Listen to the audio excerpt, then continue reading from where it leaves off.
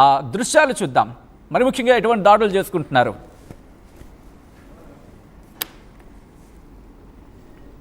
Like they are dead too, sir. So then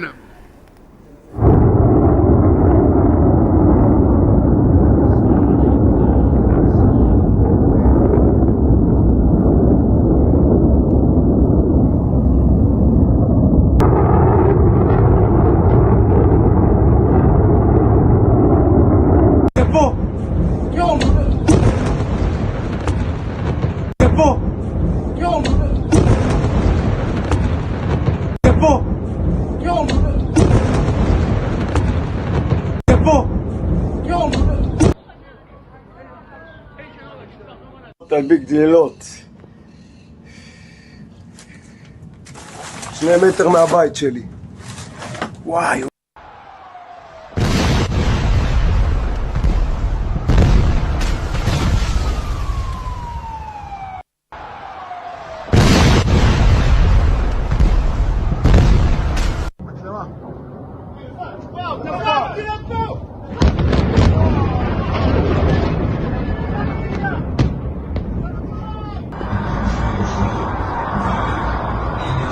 Himale.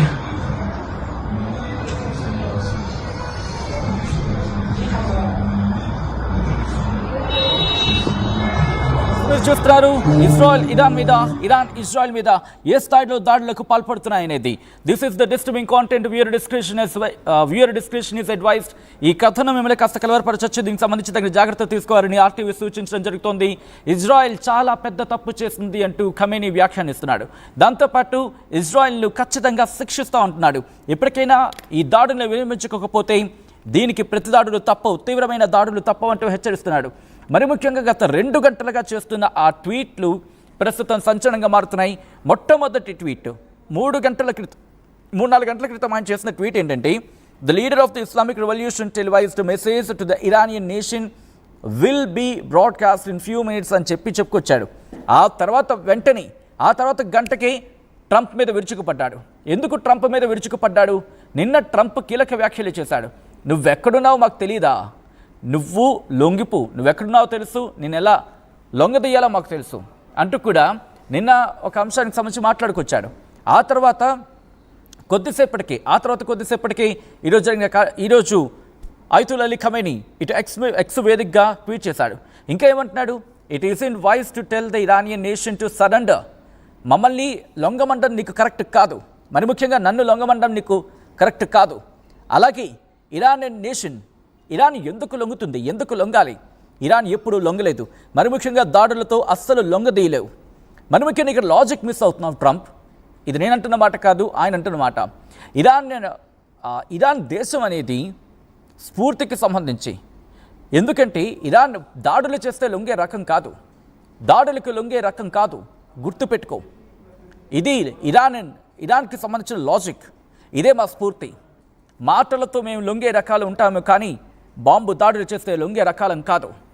ఒకవేళ America కనుక 100%, అక్కడ మీరు గుర్తు చేసుకుంటే ట్వీట్లు 100% అంటున్నాడు. ఏమని? ఈ యుద్ధంలోకి 100% అమెరికా రావాలనుకుంటోంది అని అర్థం వచ్చేలా చెప్పుకొచ్చాడు. ఇంకా ఏమంటున్నాడు తెలుసా?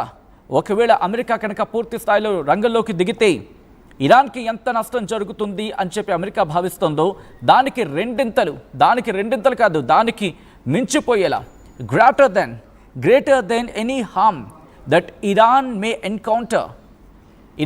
ఎన్కౌంటర్ అంటే ఇరాన్ ఫేస్ చేసేదానికన్నా అంతకు మించి ఇటు అమెరికా ఫేస్ చేయాల్సి ఉంటుంది అంటూ కూడా ఖమేనీ వార్నింగ్ ఇస్తున్నాడు. దాంతోపాటు ఇంకా ఏమంటున్నాడంటే, ఇర్రిపేరబుల్, ఒకవేళ అమెరికా కనుక దాడి చేస్తే ఆ దాడి పూడ్చుకోలేని నష్టాన్ని మిగుల్చుతుంది. రిమెంబర్, చాలా గట్టిగా వార్నింగ్ ఇస్తున్నాడు ఇక్కడ అయతుల్లా అలీ ఖమేనీ ట్రంప్కి.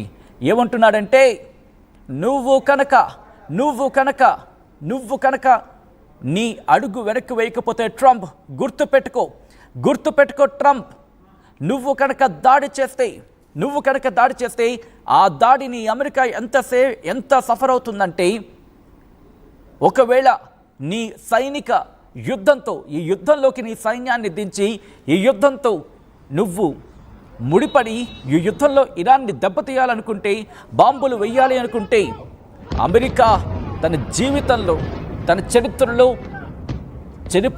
ఇన్ఫ్యాక్ట్ తన చరిత్రలో మిగిలిపోయేంతలా ఇంకెప్పటికీ రిపేరబుల్ అంటే తిరిగి దాన్ని మళ్ళీ పుంజుకునేలా కాలేనంతలా డ్యామేజ్ చేస్తాం అంటూ కూడా చెప్తున్నాడంటే అర్థం చేసుకోవచ్చు. ఆ మాటలు చూడండి.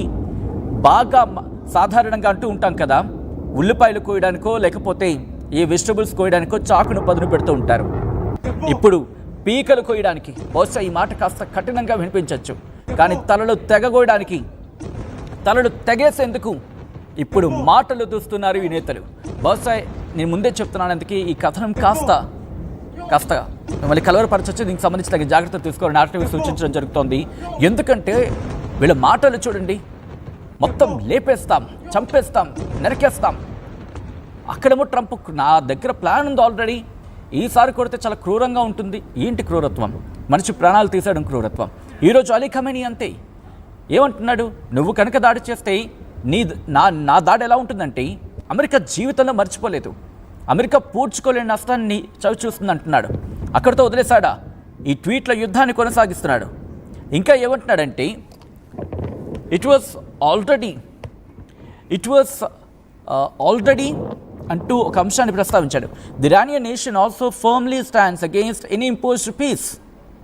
The Iranian nation will not capitulate to any one in the face of coercion అంటూ కూడా చూడొచ్చు. ఆ తర్వాత ఇంకొక దాడి, ఇలా అనేక ట్వీట్ల మీద ట్వీట్లు చేస్తున్నాడు అయతుల్లా అలీ ఖమేనీ. నేను ఒక్కసారి మిమ్మల్ని అడిగే ప్రయత్నం చేస్తున్నాను, మీరు మాట్లాడే ప్రయత్నం చేయండి, మీరు సమాధానం చెప్పే ప్రయత్నం చేయండి. ఇరాన్ ఇజ్రాయెల్ యుద్ధాన్ని అమెరికా కావాలని ఎగదోస్తోందా? ఇంకోసారి అడిగే ప్రయత్నం చేస్తున్నా, ఇరాన్ ఇజ్రాయెల్ యుద్ధాన్ని అమెరికా కావాలని ఎగదోస్తోందా? Yes or no? మీకేమనిపిస్తుందని కమెంట్ చేసే ప్రయత్నం చేయండి. ఇప్పటికే కొంతమంది రియాక్ట్ అయ్యారు. ఒకవేళ ఇంట్రెస్టింగ్ అండ్ ఇంపాక్ట్ఫుల్ కమెంట్ ఉంటే కనుక నేను చదివి వినిపించే ప్రయత్నం చేస్తా. ఇప్పటికే కొంతమంది రియాక్ట్ అవుతున్నారు, కామన్ పీపుల్స్ ఆర్ స్ట్రగ్లింగ్ కదా అని చెప్పి. ట్రూ, ఈ ఇరు దేశాలు కూర్చొని మాట్లాడుకుంటే బాగుంది. ఇంట్రెస్టింగ్గా అక్షయ్ కమెంట్ చేశారు. ట్రూ, యుద్ధం అంటే నష్టపోయేది సామాన్య ప్రజలే. ఒక్కసారి ఈ నేపథ్యంలోని ఇరాన్ ఇజ్రాయెల్ యుద్ధాన్ని అమెరికా కావాలని ఎగదోస్తోందంటే కనుక ఎస్ అని ఎంతమంది అన్నారంటే 89% మంది. అర్థం చేసుకోండి, ఇండియా కీన్గా అబ్జర్వ్ చేస్తోంది. మన వాళ్ళు ఇంకా జియో పాలిటిక్స్ మీద గ్రిప్ సంపాదించుకుంటున్నారు రోజు రోజుకి తెలుగు వాళ్ళు. ఎందుకంటే ప్రపంచ దేశాల్లో ఏం జరుగుతుందో విశ్లేషించగలుగుతున్నారు, చెప్పగలుగుతున్నారంటే ఆ సత్తా మనం సాధించుకున్నాం, మన భారతదేశం సాధించుకుంది. ఇప్పుడు జియో పాలిటిక్స్ని చూస్తోంది. ఖమేనీకి సంబంధించి చంపేస్తా అంటున్నాడు. ఎందుకు ఈ మాట వచ్చింది అనేది నిన్న ఎవరైనా చూస్తుంటే కనుక మీకు అర్థమవుతుంది. మరీ ముఖ్యంగా ఇక్కడ ట్రంప్ అన్న మాట, ట్రంప్ తన సోషల్ మీడియా ఖాతా ట్రూత్లో మాట్లాడాడు. ట్రూత్లో ఏమన్నాడు తెలుసా? ట్రంప్ అన్న మాటని నేను కోట్ చేస్తాను, ఆ తర్వాత మీకు అర్థమవుతుంది. ట్రంప్ చేసిన వ్యాఖ్యల నేపథ్యంలోనే ఇరాన్కి సంబంధించిన supreme leader Ayatollah Ali Khamenei ఇటువంటి సంచలన వ్యాఖ్యలు చేశాడా, లేకపోతే ఇంకా రెఫరెన్స్ ఏమన్నా ఉందా అని చెప్పి మీరే చెప్పే ప్రయత్నం చేయండి. నిన్న కరెక్ట్గా 24 గంటల క్రితం సుమారుగా అటు ఇటుగా ఏమన్నాడంటే అన్కండిషనల్ సరెండర్ ఎవరవ్వాలి, ఎందుకు అవ్వాలి, ఇంకా ఏమన్నాడు నేను చెప్తాను చూడండి. We know exactly where the so called supreme leader is hiding. He is an easy target but is safe there. ఆ డీటెయిల్ కంప్లీట్గా చెప్తాను. ఒక్కసారి దాడులకు సంబంధించి విజువల్స్ చూద్దాం, ఎటువంటి దాడులు జరిగాయనేది. ఆ తర్వాత ఇన్ డీటెయిల్గా మాట్లాడుకుందాం.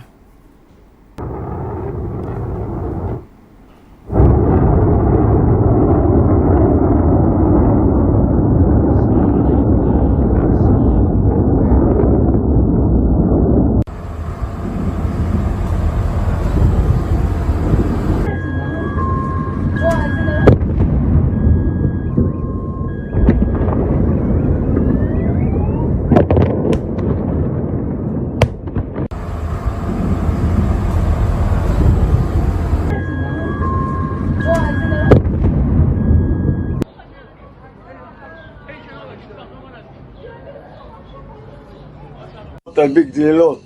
చూసారుగా ఇద్దరికిద్దరు ఎలా దాడులకు పాల్పడుతున్నారు, ఒకరి తర్వాత ఒకరు. Why? ఇరాన్ మీద ఇజ్రాయెల్ దాడి చేస్తే ఇజ్రాయెల్ మీద ఇరాన్ దాడి చేస్తోంది. ఇప్పుడు ఈ యుద్ధంలో